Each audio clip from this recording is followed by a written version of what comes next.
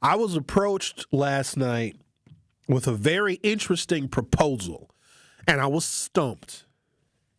And whenever I'm stumped, I got to rely on other things and other resources and sometimes other people to help me get some clarity or to get some understanding. And today, you all are going to be my resource. It's a unique opportunity. It's not 100% yet, but I was presented with an idea. Someone who, let's just say, they're very philanthropic and they are saddened by the conditions that we see every single day in Milwaukee. A lot of stuff that we talk about, some things have gone unaddressed for many, many years, and these problems, these social ills have just been pervasive for so long. And this individual believes that it's why Milwaukee is still kind of held back, because we got to spend so much time, effort, energy, and resources and creative thinking on how do we reduce and mitigate some of the negative social indicators that really harm our community.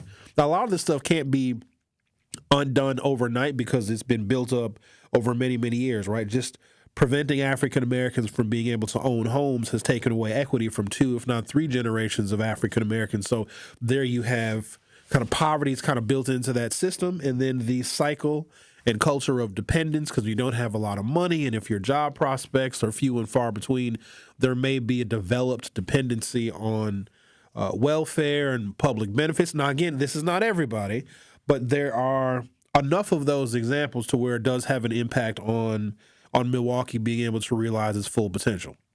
So what if somebody gave you $1 million, ladies and gentlemen, but it's not for you to spend on you?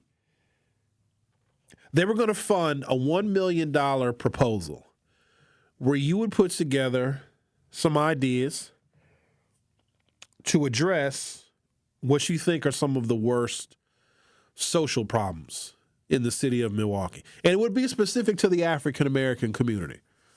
This is not to help poor whites that are addicted to heroin. They have plenty of resources for that.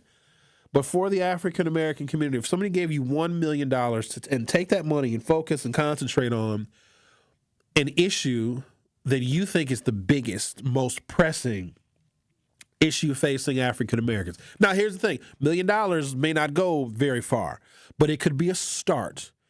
You would come up with an idea to address whatever you think the biggest social ill is that needs to be focused on or examined more, maybe something that our elected officials are missing. We're going to give you $1 million to come up with a program or a plan. Maybe it's youth, maybe it's working with adults, maybe it's mediation, maybe it's conflict resolution. It's entirely up to you. But when they sprung this on me, I thought I would have an answer at the ready, and they also thought I would have an answer at the ready as well. Now, no one has written me any checks. It was mostly hypothetical.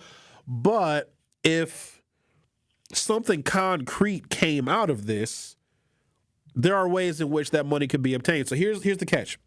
Because you got to have incentive for somebody.